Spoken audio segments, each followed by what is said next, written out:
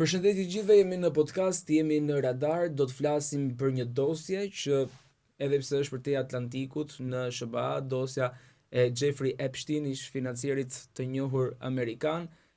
Kemi të ftuar Etrit Rexhepin nga Kosova, gazetar, për të folur për detajet e kësaj dosje. Zotë Rexhepi, faleminderit shumë që jeni me ne. Faleminderit edhe juve. Detaje drithëruese se i takon asaj dosjeje. Ju e keni parë, e keni studiuar disa nga faqet dhe fajlet që janë publikuar. A kanë lidhje ato fajle me Shqipërinë, disa prej tyre? Edhe me Kosovën, normalisht. Edhe njëherë faleminderit. Dosjet Epstein kanë sjellë një farë tërmeti mediatik, po themin hapësirën mediatike digjitale, jo vetëm në botë, po efekti i saj ka mri edhe për mbajtjet që publikohen hapësirën tonë, domethënë shqipfolse.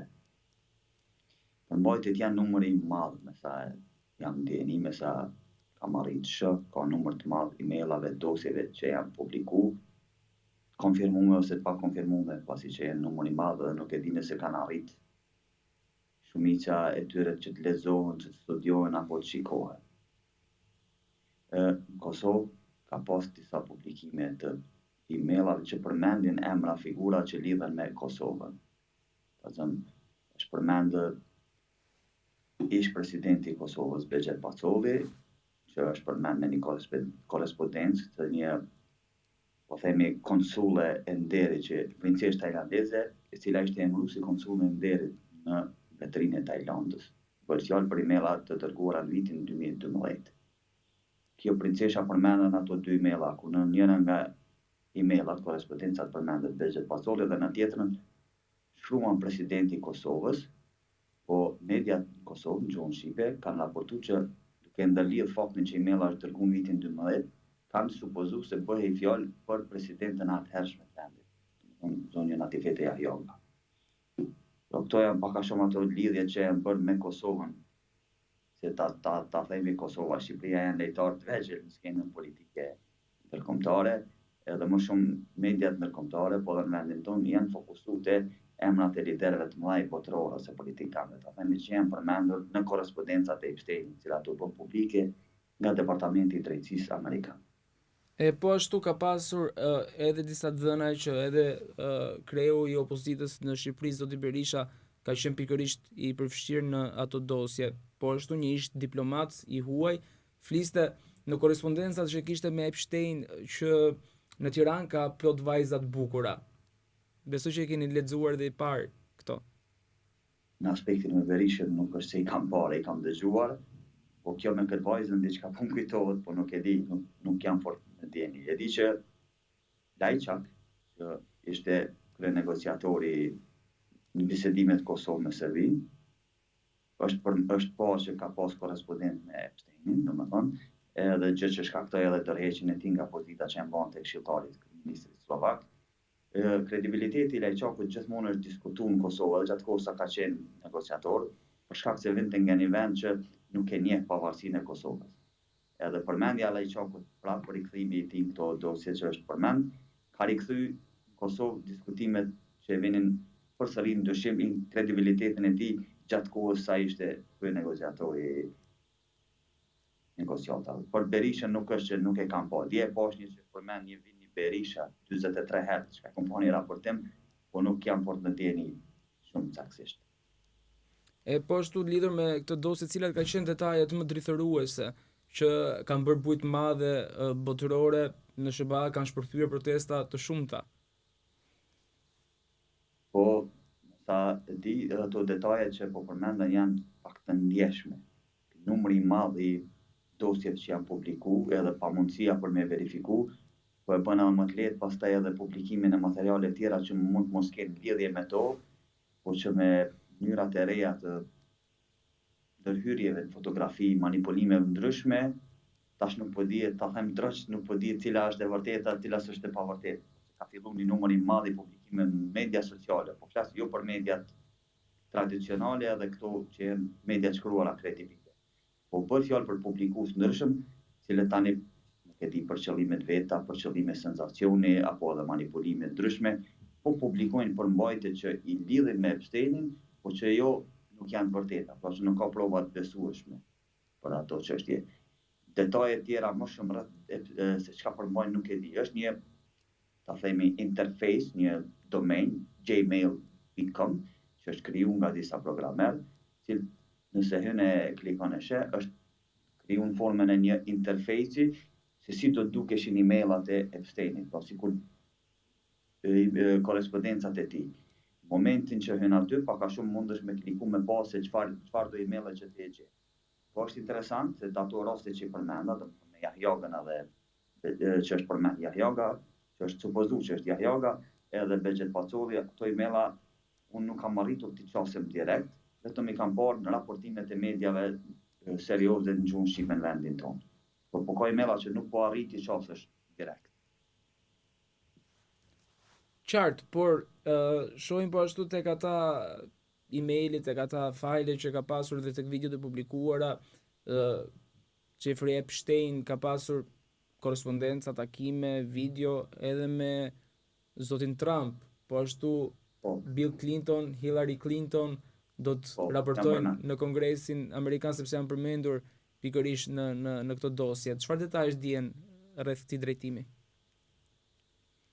Nuk jam shumë ndjeni, por posa asaj pjesës që ka shumë gjëra edhe të ndjeshme, pra janë përmbajtje që është mirë që nëse edhe nuk fokusohesh shumë to nuk mëna me marrë shumë nga zemrës, për shkak se pastaj njerëzit po vijojnë me lexu edhe më interesu, jam kurioz, pra ka shkaktuar edhe senzacion.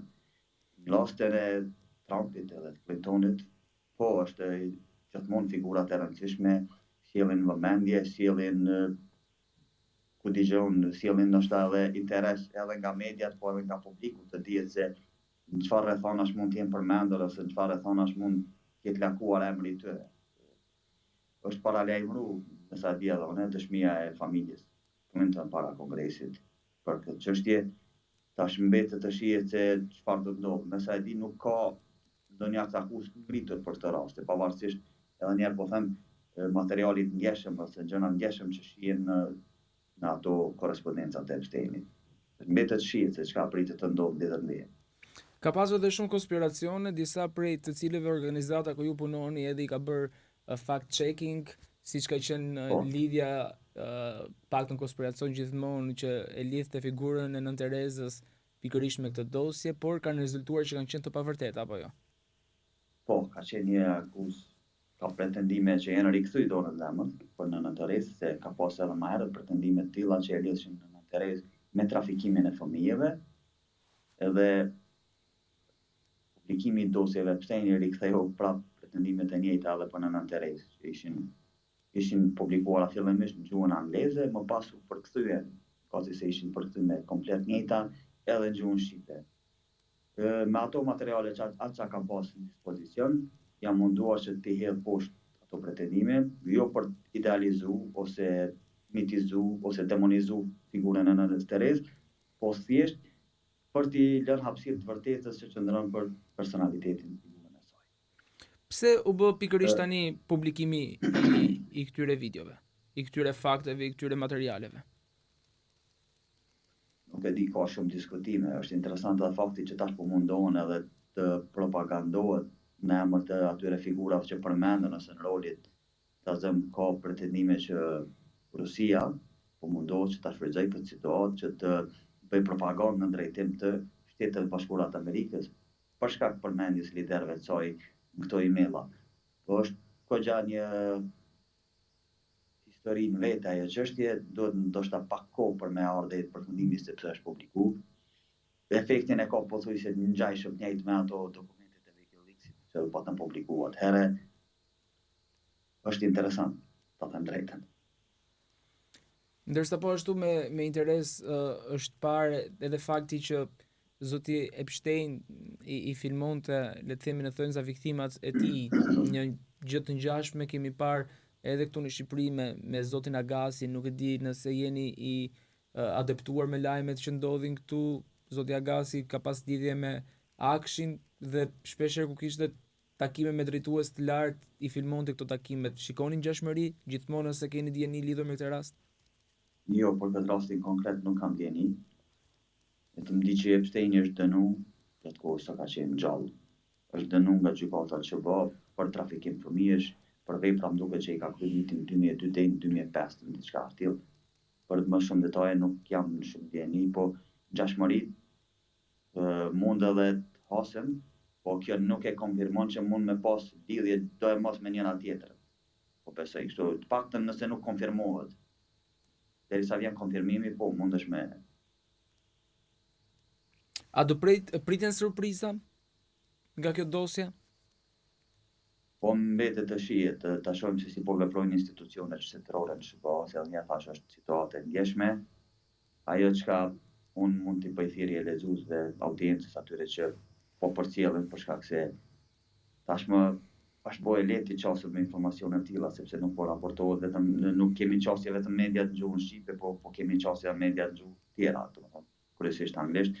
Është e rëndësishme që përcillen mediat serioze, përcillen mediat kredibile në raportime të tilla, edhe mos bie përfundime vetëm duke i pa disa përmbajtje që janë publikuar në Instagram, TikTok, në rrjete tjera sociale, të cilat jo gjithmonë janë të konfirmuara.